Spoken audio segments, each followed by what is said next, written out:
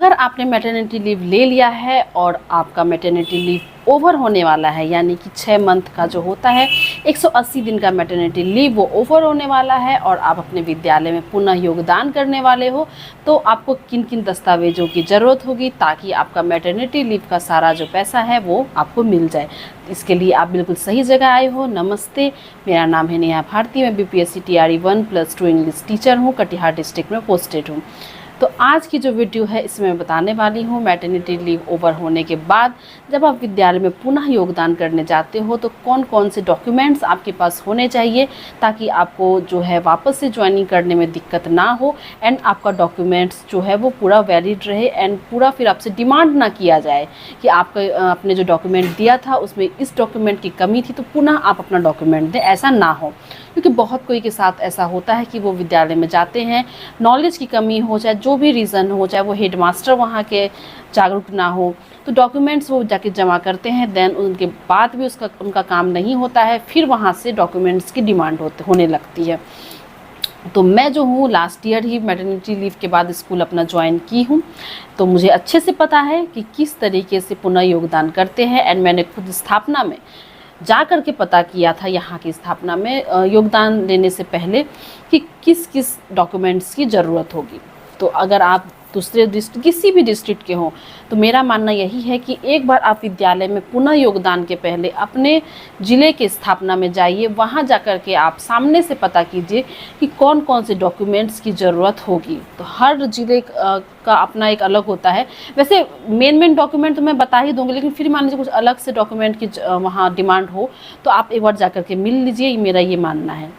मैंने कौन कौन से डॉक्यूमेंट्स दिए थे, चलिए बात करते हैं। योगदान के पहले आपको कौन कौन से डॉक्यूमेंट्स अपने रेडी रखने हैं, तो आप रेडी रख लीजिएगा। सबसे पहले मोस्ट इम्पॉर्टेंट अपना फिटनेस सर्टिफिकेट, आप अपना फिटनेस सर्टिफिकेट रेडी रख लीजिएगा।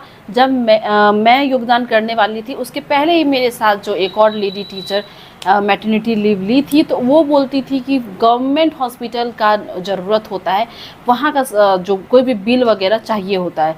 तो मेरा तो प्राइवेट हॉस्पिटल से जो चेकअप वगैरह चलता था तो मैं वैसा नहीं की, और सब चीज़ मैं प्राइवेट हॉस्पिटल से जहाँ से मेरा चेकअप हुआ था थ्रू आउट प्रेगनेंसी में वहीं का ही सब कागज़ थी, मुझे कोई दिक्कत नहीं हुआ।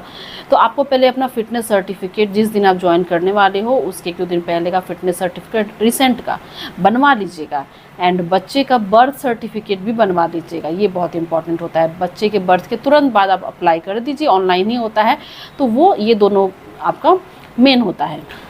अब बात आती है कि ज्वाइन करते समय आपको कौन कौन से डॉक्यूमेंट्स लगेंगे। पहले एक एप्लीकेशन आपको लगेगा, एप्लीकेशन मैं दिखाऊंगी। मैं जो एप्लीकेशन दी थी उसमें कुछ मैं हाइड कर दूंगी डिटेल्स अपना, प्राइवेसी फैक्टर को मायने रखते हुए, एंड उसके साथ आपको एक और एप्लीकेशन देना होगा। जब आप मैटरनिटी लीव लेने के लिए अप्लाई किए थे, HM को एप्लीकेशन दिए थे पुराना वाला छुट्टी लेते समय, और अब छुट्टी के बाद जब आप पुनः योगदान कर रहे हैं तो ये वाला एप्लीकेशन, नया और पुराना, ये बहुत इंपॉर्टेंट है। और आप चाहें तो फिर अपना ज्वाइनिंग लेटर ये सब भी दे सकते हैं, लेकिन मुझे नहीं लगता उसकी नीड है क्योंकि आप ऑलरेडी विद्यालय में हैं तभी आपको मैटरनिटी लीव मिला है।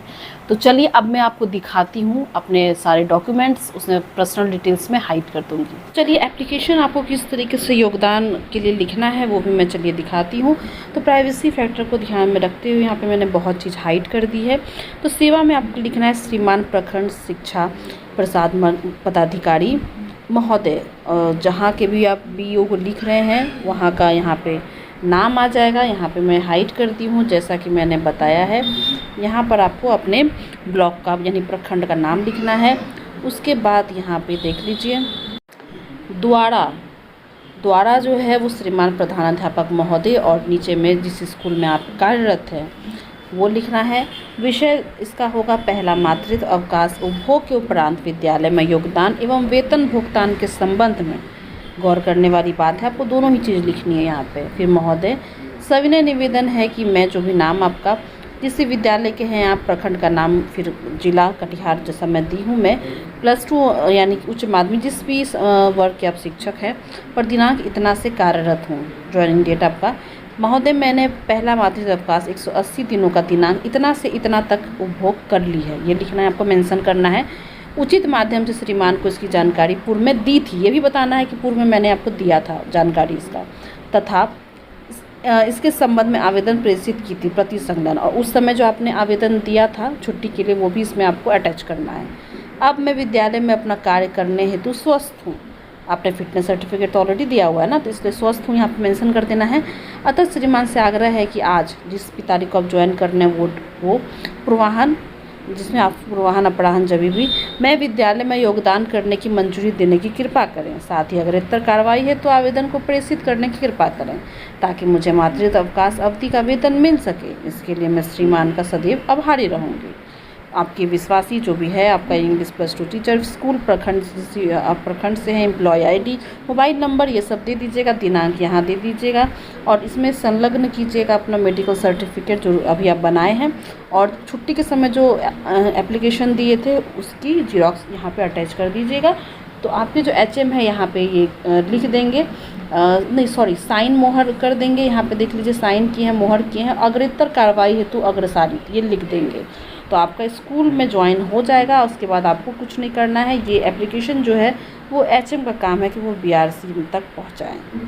तो फिटनेस सर्टिफिकेट किस तरीके से बनेगा, तो ये मैंने बनाया था। यहाँ पे मैंने हॉस्पिटल का नाम वगैरह सब हटा दिया है। इसमें हॉस्पिटल का नाम रहेगा, जो जहाँ पे आप चेकअप कराते थे वहाँ का जो लेटर रहता है डॉक्टर वाला, तो उसी में आपको लिखवाना है और कुछ नहीं एक्स्ट्रा करना। उसी में डॉक्टर आपको लिख के देंगे, हिंदी इंग्लिश जिसमें भी वो लिख के दें। तो यहाँ पे देख लीजिए मेरा लिखा है this is to certified that, मेरा नाम, एज है वहाँ पे, और वाइफ ऑफ जिनकी मैं वाइफ हूँ, और डॉटर ऑफ यानी मेरे पापा का नाम वो होगा। और यहाँ पे लिखिए ए रेजिडेंट ऑफ, जहाँ की मैं रहने वाली हूँ वो Katihar, delivered and alive normal female baby at इतने बजे इतने तारीख को लिखा होगा, under my care now she is fit for join her duty from इतना तारीख, she and her baby both are medically fit, ये लिखा रहेगा। और यहाँ पे डॉक्टर का सील मोहर रहेगा।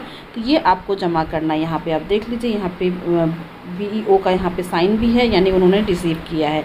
तो ये फिटनेस सर्टिफिकेट जो है वो बहुत ही ज़्यादा मैंडेटरी चीज़ है। उसके बाद यहाँ पे आपको बेबी का बर्थ सर्टिफिकेट ये भी आपको बनाना पड़ेगा। गवर्नमेंट ऑफ बिहार से ऑनलाइन अप्लाई होता है। इसमें सब चीज़ रहेगा, डेट ऑफ बर्थ, मम्मी का आधार कार्ड, आपका परमानेंट एड्रेस, दोनों माता पिता का, कहाँ जन्म हुआ बच्चे का, ये सब रहेगा। यहाँ पे देख लीजिए मोहर भी है किया हुआ।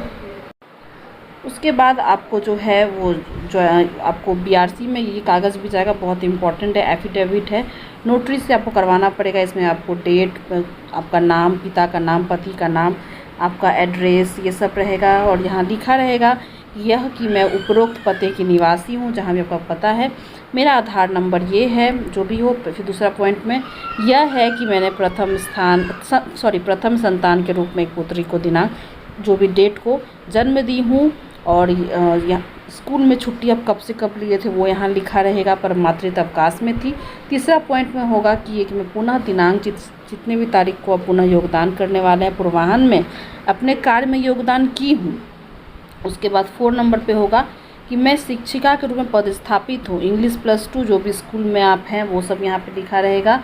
और इसमें बेसिकली लिखा रहेगा कि आपने जो चीज़ दिया है वो सब आपका सही है, गलत पाए जाने पे आप दोषी करार होंगे। यहाँ पे देख लीजिए, तो ये बहुत इंपॉर्टेंट ये सब कागज। अब नेक्स्ट वीडियो में मैं बताऊँगी कि किस तरीके से आप अपना मैटरनिटी लीव का पैसा पा सकते हैं।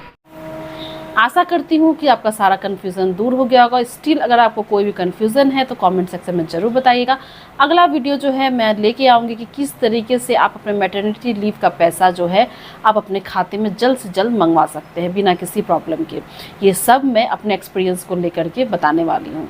अगर आपको कोई किसी और टॉपिक पे चाहिए वीडियो तो वो भी कमेंट सेक्शन में ज़रूर बताइएगा। चलिए मिलते हैं अगले वीडियो में। नमस्ते।